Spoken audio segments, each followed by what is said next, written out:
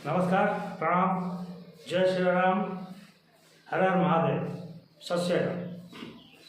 आज की वीडियो हम थोड़ा जियो पॉलिटिक्स का ऊपर बनाएंगे। ये वीडियो देश का है जुड़ेंगे।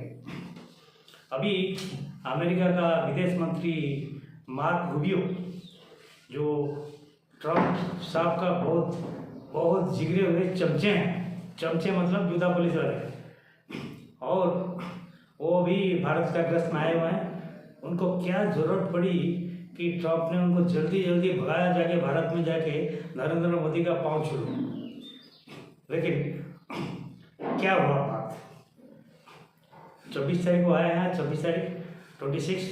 आज जो क्वाड का जो फॉरेन मिनिस्टर की मीटिंग है, वो अटेंड कर रहे हैं। ऑस्ट्रेलिया का फॉरेन मिनिस्टर आ चुके हैं और जापान का भी फॉरेन मिनिस्टर आ चुके हैं। America, India will be chairing that meeting because India भी क्वाड का चेयरमैनशिप होल्ड कर रहा है। हालांकि क्वाड का जो इम्पोर्टेंस था, क्वाड जिसके लिए बनाया गया था, इंडिया, ऑस्ट्रेलिया, अमेरिका और जापान को लेके, तो basically to counter China activity in the South Pacific, Indo Pacific में। जो दादागिरी करता है ना, फिलीपाइंस को कभी धमकाता है, कभी वियतनाम को धमकाता है, कभी जापान को धमकी देता है, और जो नॉर्थ कोरिया भी कभी धमकी देता है, उसको काउंटर करने के लिए वो बनाया गया था। और इसमें जैसे ताइवान को धमका रहा है वो चाइना, और इसलिए अमेरिका बाइडेन का टाइम में, उससे पहले जब से क्वाड बना है, तब से एक टोटली एक फ्लीट, पैसिफिक फ्लीट अमेरिका वहाँ पर मतलब डिप्लॉय करके रखा हुआ है। और साथ में इंडिया का अपने भी वियतनाम में अपना खुद का बेस है, हमेशा कुछ जहाज ये रहते हैं और हमेशा हम चक्कर भी लगा रहते हैं। ऑस्ट्रेलिया भी लगा रहता है, जापान का भी जहाज लगा रहता है, हम लोग वहाँ पर एक्सरसाइज वगैरह भी करते हैं। लेकिन 2 साल से क्वाड जो है ठंडी अवस्था में था। जब ट्रम्प साहब आए, प्रेसिडेंट बने, उन्होंने क्या किया कि वो थोड़ा सा अपनी विदेश नीति वो थोड़ा चेंज किया। उन्होंने बोला कि थोड़ा चाइना को मस्का मारना है। हाँ, इंडिया तो खैर अपना हाथ में है ही है, चाइना का थोड़ा चमचा उमचा मारेंगे, क्योंकि चाइना उसका गर्दन पकड़ रखा है ना, जो रेयर अर्थ मिनरल चाइना के पास है ना। अगर वो चाइना बंद कर देगा तो इनका बोइंग ये जो नासा बासा, ये जो पेंटागन सब बंद हो जाएंगे। तो उसको मस्का मारना बहुत जरूरी है। उसको खुश करने के लिए इन्होंने क्वाड को थोड़ा ठंडा अवस्था में डाल दिया। उनका जब स्वेरिंग इन सेरेमनी हुआ, आपको याद होगा, उन्होंने शी जिनपिंग को पर्सनली इन्वाइट किए थे, लेकिन वो आए नहीं। उन्होंने अपने फॉरेन मिनिस्टर को भेज दिए थे।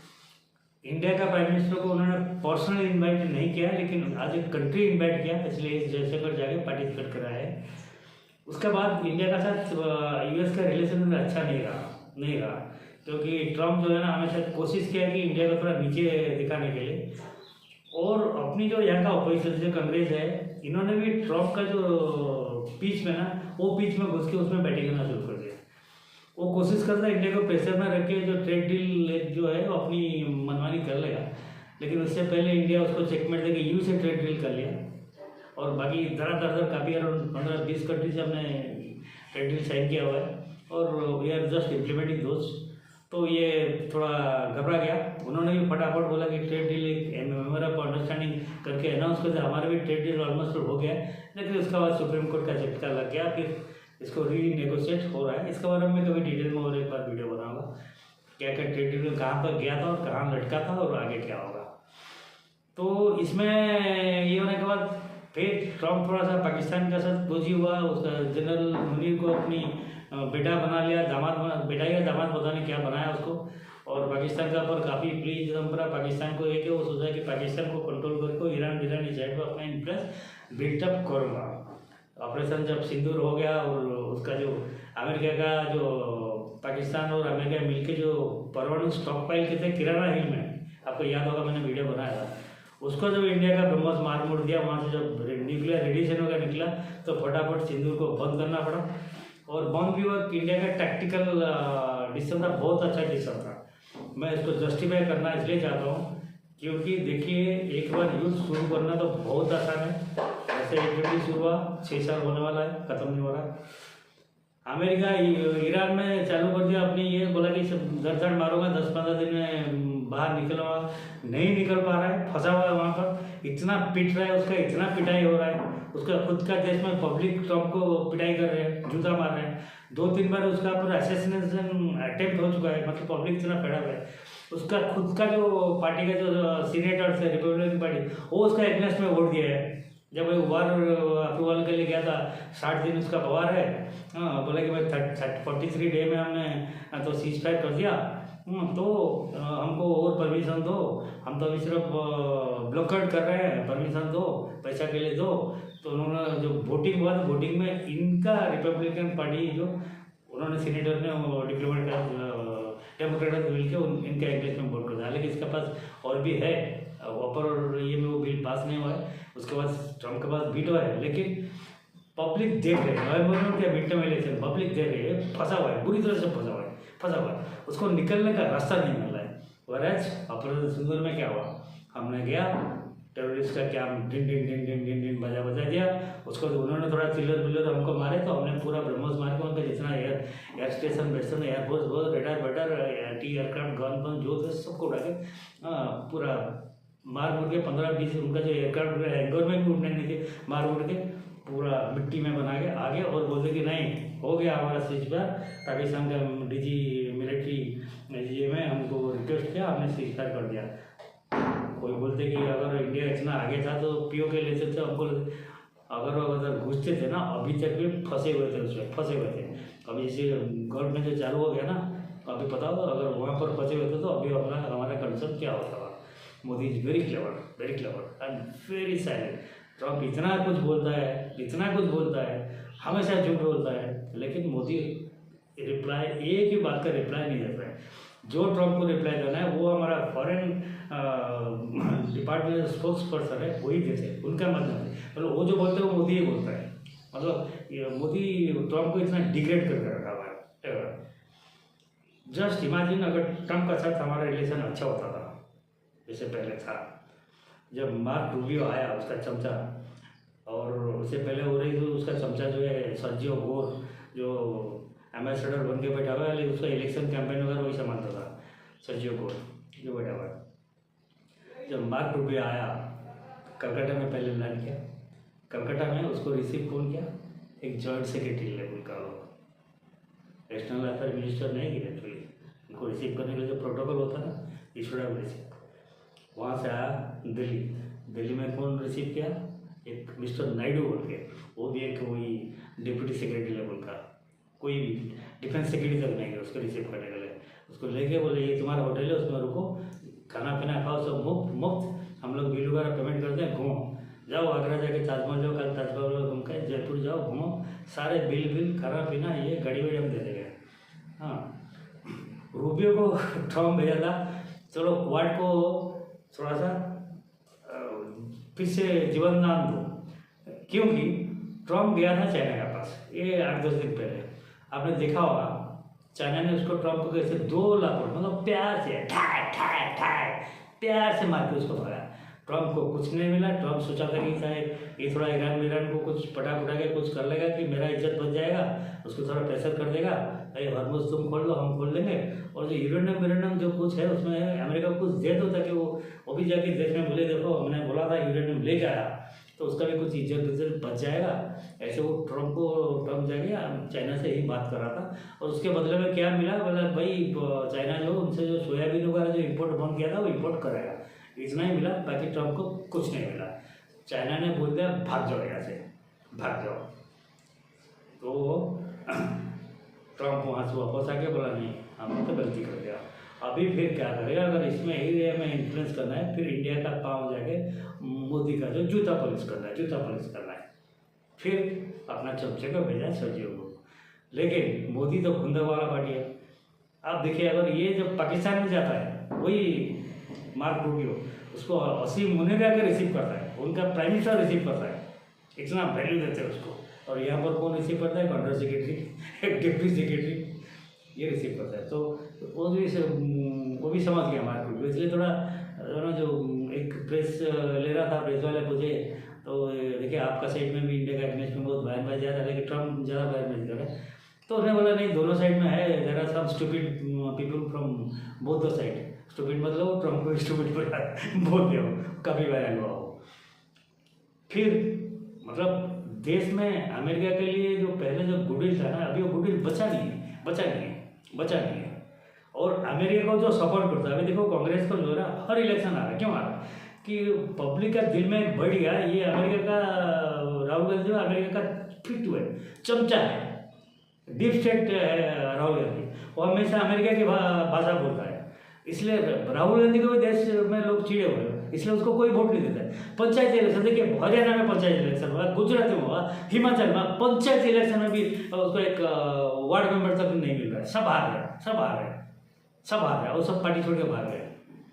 तो ये है अमेरिका का जो पब्लिक का विचार जो अमेरिका का बारे में। तो इसलिए अगर सोचिए अपना जो मार्क रूबियो को थोड़ा सा अगर वेट देते थे ना, तो मोदी को पब्लिक लोग गाली दे रहे थे, इसलिए उसको बोला चल, हाँ वो एक नॉर्मल जो अंडर सेक्रेटरी लेवल का उसको बना दिया, एक इतना बड़ा सुपर पावर का फॉरेन मिनिस्टर को बना दिया, एक अंडर सेक्रेटरी लेवल का डाउनग्रेड करके। और आया क्या, क्वाड में करेगा, क्वाड घंटा कुछ नहीं होने वाला है। ये आया था थोड़ा पॉलिश करके, ये करके ब्ला ब्ला ब्ला ब्ला करके, बाद में वो संजीव घोष ने एक ट्रम्प से एक कुछ मोबाइल में बात करके ऑन करके पब्लिक को तो सुना दिया। ट्रम्प बोले कि ये देखो मोदी हमारा फ्रेंड है, कभी भी बोलेंगे 100% हमको भरोसा कर सकते हैं। तो कुछ मोबाइल घुमा सब पब्लिक को सुना दिया, तो सोचा कि पब्लिक बेवकूफ़ है, लेकिन पब्लिक बेवकूफ़ नहीं है, पब्लिक जानते हैं। ट्रम्प सर 5 मिनट में अभी क्या बोला उसको पता नहीं, कल पलट जाएगा। तो ट्रम्प को तो बिलीव कोई नहीं करता है वर्ल्ड में, एक सिर्फ पाकिस्तान ने बिलीव नहीं करता। पाकिस्तान को पैसा चाहिए, इसलिए ट्रम्प का भी ज़्यादा है। पाकिस्तान को चाहिए पैसा, लेकिन पाकिस्तान भी ट्रम्प का ऊपर भरोसा नहीं करता कोई भी। शायद उसका बीवी बच्चे शायद भरोसा करते होंगे, लेकिन अमेरिका का लोग भी उसका भरोसा नहीं करते। तो ये सोचा कि आने के बाद नवंबर में तो क्वाड का जो फाइनल ये है मीटिंग है, तो इसमें ट्रम्प को मोदी इन्वाइट करेगा, हाँ आ जाओ बोल के इंडिया। तो इसका जो बैकग्राउंड तैयार करने के लिए आया था, लेकिन मेरे को लगता है कि Modi will invite Trump to India at this condition where Trump is coaching with Pakistan. तो वो बोला ना, वो ईरान के लोग मीडिएट कर रहा है, तो मीडिएट कर रहा है, इसलिए हम थोड़ा सा उसको भाव दे रहे हैं। तुम जिसको भाव दो मतलब नहीं है, आइदर उस साइड नहीं तो इस साइड। मार्क रूबियो बोलते नहीं, दोनों का ये को एक ये में कंटेस्ट में मत देखो। इंडिया बोलता नहीं हम देखेंगे, क्योंकि तुम इंडिया का साथ पाकिस्तान को इक्वल करो, उसका क्या औकात है। वो जाके सबसे भीख मांगता हुआ घूमता रहता है, हम तो कभी भीख नहीं मांगा, हम अपनी ताकत से कर रहे हैं। तो ये है मार्क रूबियो का कैश टू सिचुएशन। आया है थोड़ा पटा के कुछ कर लेगा, हाँ ये बाकी जो है बोलता है कि अमेरिका के वेपन जैसे चिनूक हेलीकॉप्टर से हम खरीद रहे हैं, वेपन काफ़ी हमने उनसे खरीद रहे हैं। और बाकी F-35 के लिए जो पुश कर रहे हैं, F-35 तो हम खरीदने वाला है ही नहीं, क्यों ना F-35 का हालत हम देख चुके हैं। ये जो 5th जनरेशन एयरक्राफ्ट जो F-35 सबसे एडवांस हो रहा है, एक्चुअली 5th जनरेशन एयरक्राफ्ट में ये सबसे वर्स्ट है। अरे ईरान का कुछ नहीं है, मिसाइल डिफेंस कुछ नहीं है। उन्होंने सिर्फ ये जो शहीद रॉकेट ड्रोन मार के उसका 2 F-35 गिरा दिए, 2 F-35, एक नहीं, एक तो समुद्र में डूबा, एक ऐसे गया लैंड हुआ, उसके बाद पायलट बच गए, लेकिन वो अभी कभी उड़ ही नहीं सकता, पूरा रद्दी हो गया 2। और एक F-35 जो याद है 6 महीना पहले अपना कोचिंग ट्रिवेंड्रम में आके लैंड किया था, 1.5 महीना कबाड़ बन के पड़ा रहा। तो F-35 क्या है, ये हमको नहीं सारा दुनिया जानता है। हाँ, तो F-35 तो कोई खरीदेगा नहीं। वो गल्फ वाले भी जो खरीद लिए थे, वो भी बोले सर हम क्या गलती कर रहे, सारा बेकार करके इतना पैसा देके एक रद्दड़ को खरीदा हमने। जब एक चीज़ है, हाँ हमको उनका जो इंजन F-404 इंजन जो है अपना जो तेजस MK-1 के लिए और अपना जो फ्यूचर एम्पियर के लिए कुछ डील साइन हुआ है, लेकिन वो डील साइन करने से भी अमेरिका पैसा देता है, टाइम पे देता नहीं।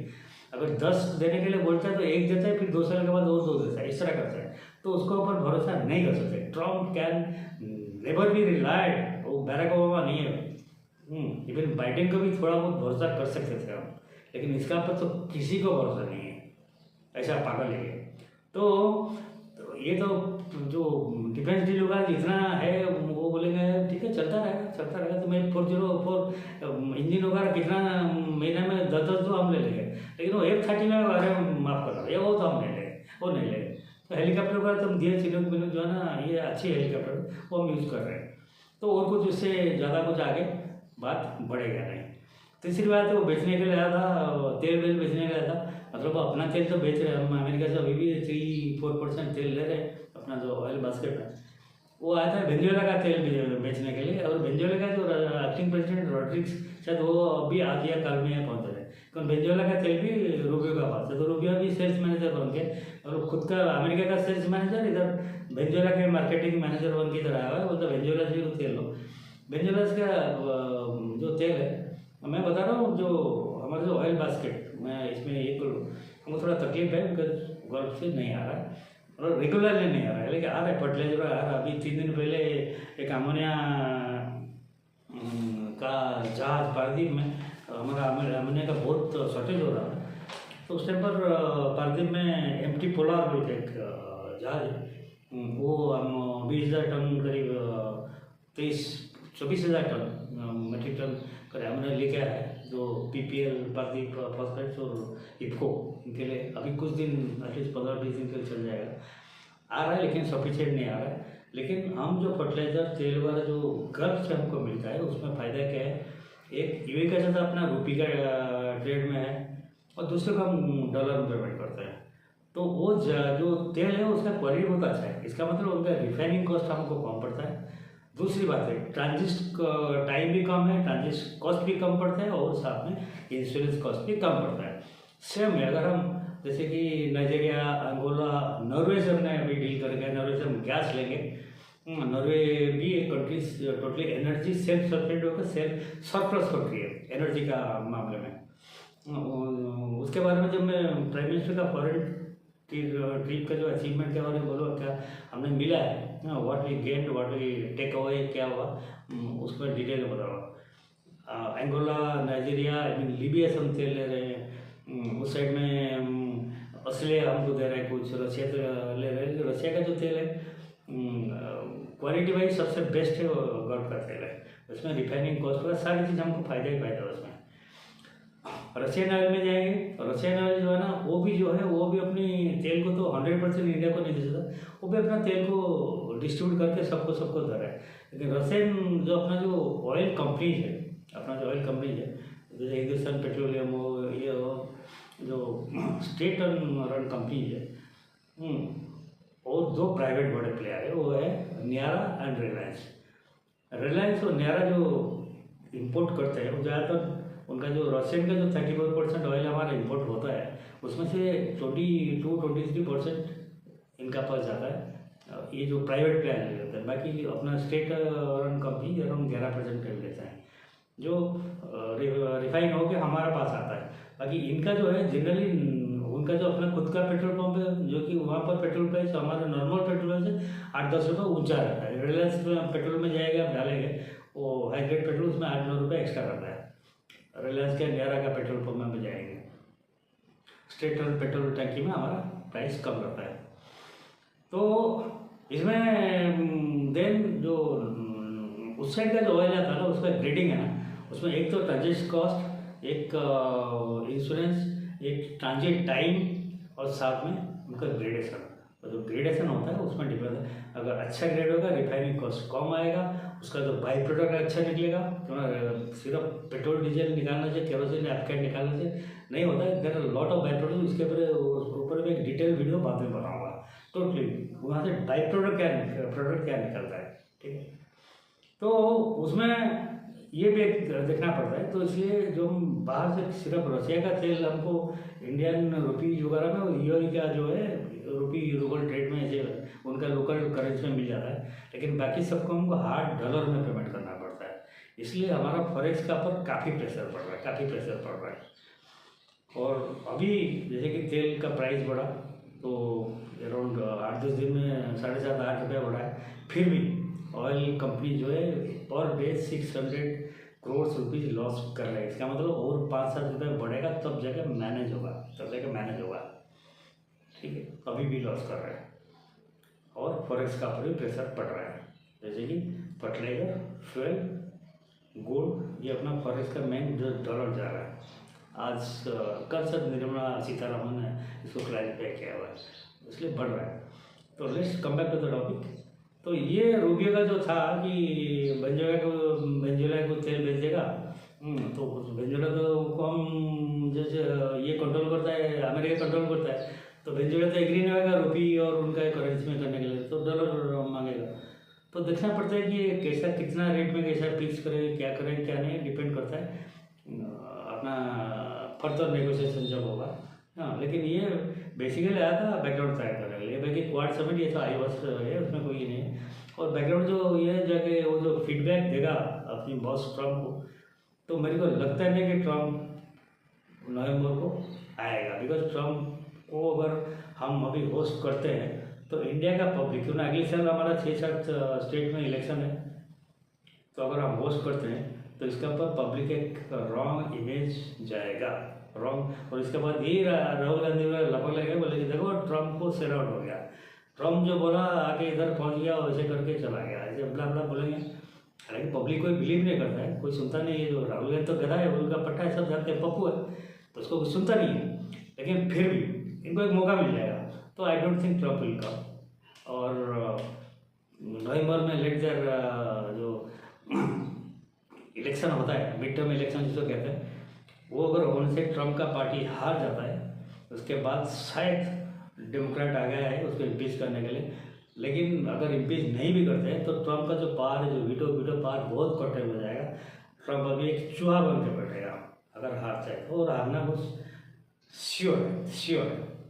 और इंडिया का साथ जो US का रिलेशन ये नहीं कि कंप्लीट खराब हो गया, हम इंडिया का साथ ट्रम्प का रिलेशन खराब हुआ है, US का रिलेशन नहीं है, खराब नहीं हुआ है। इसमें काफ़ी अभी फिर एक उल्टा सीधा काम कर दिया उसने कर दिया। बोला कि जो H1 ये में आए हैं, वर्किंग वीजा में आए हैं, काम कर रहे हैं, उनको रिन्यू करने के लिए वो फिर उनका पेरेंट कंट्री में जाएंगे, वहाँ से वो रिन्यू अप्लाई करेंगे। ऐसा ये पागलपंती है। बाद में मजबूरी में क्या हुआ, बेटा तो देखा है कितना जॉब लॉस कर रहे हैं। बोले कि वर्क फ्रॉम होम करो, बाद में देखा था टर्मिनेशन हो गया। 20,000 बेटर है एलन मस्क में 20,000 टर्मिनेट के, उसमें से 9-10,000 तो इंडिया में।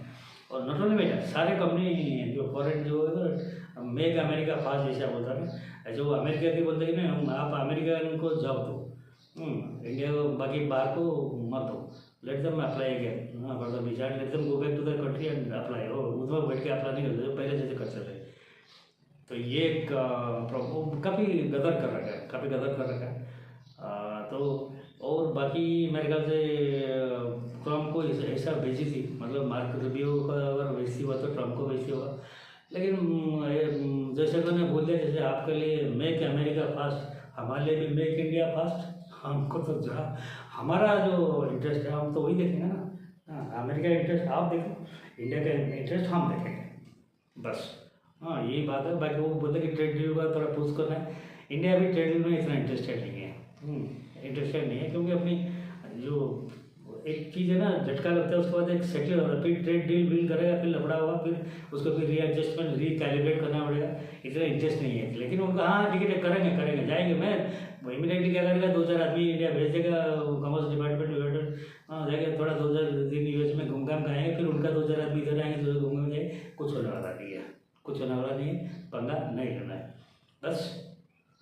इतना मैं मेरा आज का वीडियो ख़त्म करता हूँ, और आशा करता हूँ कि आप लोग को अच्छा लगा होगा। अगर अच्छा लगा है तो लाइक कीजिए, शेयर कीजिए, और मेरा सब्सक्राइब भी कीजिए। अराउंड 752 सब्सक्राइबर हो गए, और 248 होने से मैं 1000 क्रॉस करूँगा, 1000 तक पहुँच जाऊँगा। ये मेरा पहला टारगेट है। हाँ, उसके बाद देखेंगे क्या होगा। नमस्कार अगेन, जय हिंद, जय श्री राम, भारत माता की जय, वंदे मातरम।